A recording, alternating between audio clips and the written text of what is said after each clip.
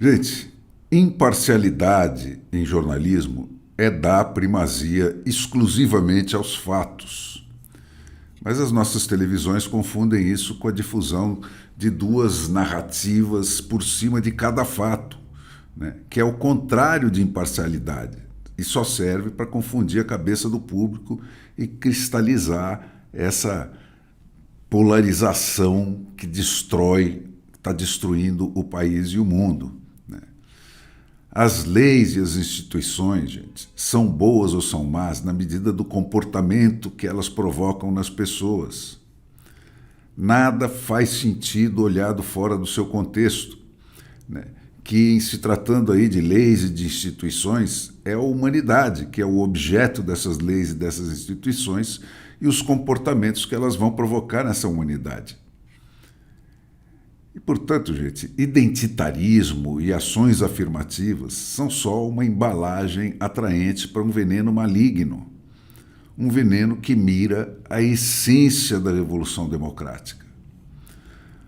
A democracia veio para instalar a meritocracia como o único instrumento legítimo da mobilidade social e a única justificativa aceitável para a diferença, né, contra aquele sistema odioso e clamorosamente injusto, né, dos atributos de nascença como justificativas do privilégio e da imobilidade social sob a qual viveu a humanidade por todos os milênios até 1789.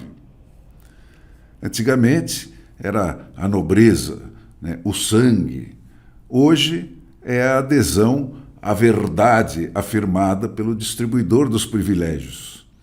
Não é mais necessário nada, senão não é necessário pertencer realmente a uma raça ou a um gênero biológico, né? Basta se declarar, como os jesuítas lá do passado, um soldado da verdade absoluta do distribuidor dos privilégios, né? Assim como eles, independentemente do que meus olhos veem. Vocês duvidam? Olha o que era o juramento dos soldados de Cristo, do Inácio de Loyola, né, que eram, na verdade, não mais do que os soldados do Papa. Eu jurarei até a morte que é negro o branco que meus olhos veem, se assim determinar sua santidade o Papa. Gente, desclassificar o esforço e o merecimento aferíveis pela obra é o caminho para reinstalar o sistema que a democracia veio para revogar. O absolutismo monárquico parte de uma verdade revelada, né, afirmada por alguém que fala em nome de Deus, né, e instala um poder incontestável que não precisa se justificar pelos resultados que ele produz. E assume a distribuição dos privilégios em nome desse Deus, né? Aquela famosa frase de cada qual segundo sua capacidade, a cada qual segundo a sua necessidade. O problema dessa nobre proposição aí é que, na sua tradução prática, né, alguém, nem sempre nobre, né, vai ter de concentrar nas suas mãos a propriedade de tudo para então definir qual será esse tanto de contribuição e de apropriação devido a cada um de nós, né, aqui de baixo, aqui do mundo real. E esse poder de determinar quanto cabe a cada um, segundo critérios que não são mensuráveis, se traduz necessariamente em poder político absoluto. A democracia é o caminho oposto, gente. O que ela propõe é a cada um o que for conquistado com o seu esforço próprio, com o seu próprio esforço. A abundância não pode jamais ser nem um privilégio, nem uma dádiva. Essa teologia da prosperidade, que alguns aí vivem dela hoje, né, exploram essa ânsia da humanidade, né, é o caminho mágico para essa mobilidade baseada no merecimento. Ela pode vir apenas com você orando, né? Mas a democracia fecha absolutamente com o esforço.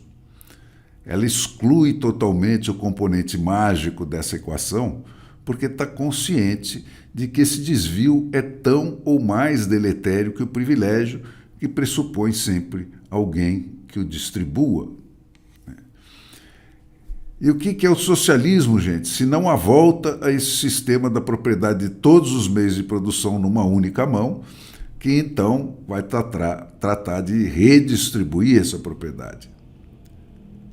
Cara, muda o nome do Papa para rei, né? Da igreja para partido, da aristocracia para a vanguarda do proletariado, e está aí de volta o regime a que o hábito dos milênios acostumou a esmagadora maioria das pessoas que se conforma com a pobreza remediada porque não ousa se conduzir, precisa ser conduzida.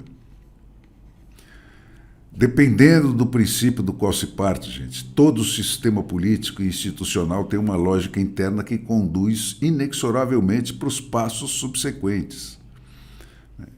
Os jornais agora estão anunciando aí que vem vindo aí o relatório da transparência salarial obrigatório para todas as empresas.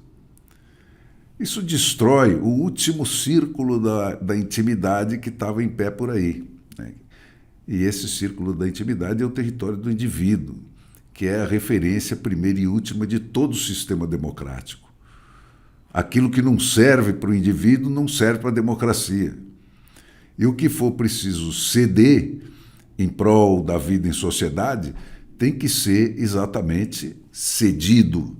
Isso é, proposto e aceito, né, pelo dono e destinatário exclusivo de todos os direitos sociais, que é o indivíduo. O fim do último sigilo, gente, vem por cima de tudo que o governo já pode saber eletronicamente sobre cada um de nós, no país onde as ordens judiciais são aquelas que o Alexandre de Moraes da vida trama com os tagliaferros, né, em volta dele. O fim do sigilo bancário e do sigilo salarial é o desdobramento natural obrigatório de se dar ao governo o direito de estabelecer quem deve ganhar quanto, independentemente de desempenho, apenas pelas condições de gênero, raça e o mais com que cada um de nós nasce ou herda geneticamente, que a democracia foi inventada para superar. As políticas inclusivas e as ações afirmativas conduzem obrigatoriamente ao tribunal racial com que o Hitler sonhou. Esse tribunal já está instalado na USP, gente. E pior que isso, é um componente obrigatório hoje da direção de todas as empresas privadas. Construir instituições, gente, é antes de mais nada uma decorrência de uma cuidadosa análise psicológica. A coisa deve começar sempre pela pergunta: que tipo de comportamento essa lei ou essa instituição vai provocar? A esquerda faz isso, mas pelo lado perverso, né? E colhe exatamente o que ela premeditou colher ao plantar. A democracia, gente, nasceu fazendo isso. São isso os Federalist Papers, aqueles famosos artigos, né, dos pais lá da democracia americana para convencer os estados a entrarem, explicando as instituições e por que elas foram desenhadas daquele jeito para provocar que tipo de comportamento nas pessoas. É isso também a obra genial do Tocqueville, né? Uma análise psicológica das instituições americanas. O problema é que a democracia esqueceu a sua própria história. Sem partir de conceitos como esse, solidamente estabelecidos, fica-se eternamente aí nesse eu contra você e nós dois contra todos os outros, né, em torno do qual tem girado infindavelmente aí a nossa política brasileira. Né?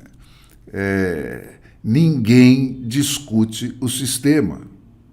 Todo mundo afirma só que sob o meu reinado as coisas vão ser melhores, porque eu sou mais honesto, eu sou mais bem intencionado, eu sou mais inteligente que o rei Salomão e por aí abaixo.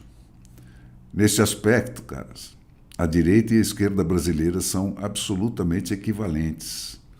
A diferença é só de tom. Uma vota no Lula exatamente pela mesma razão que a outra vota no Marçal.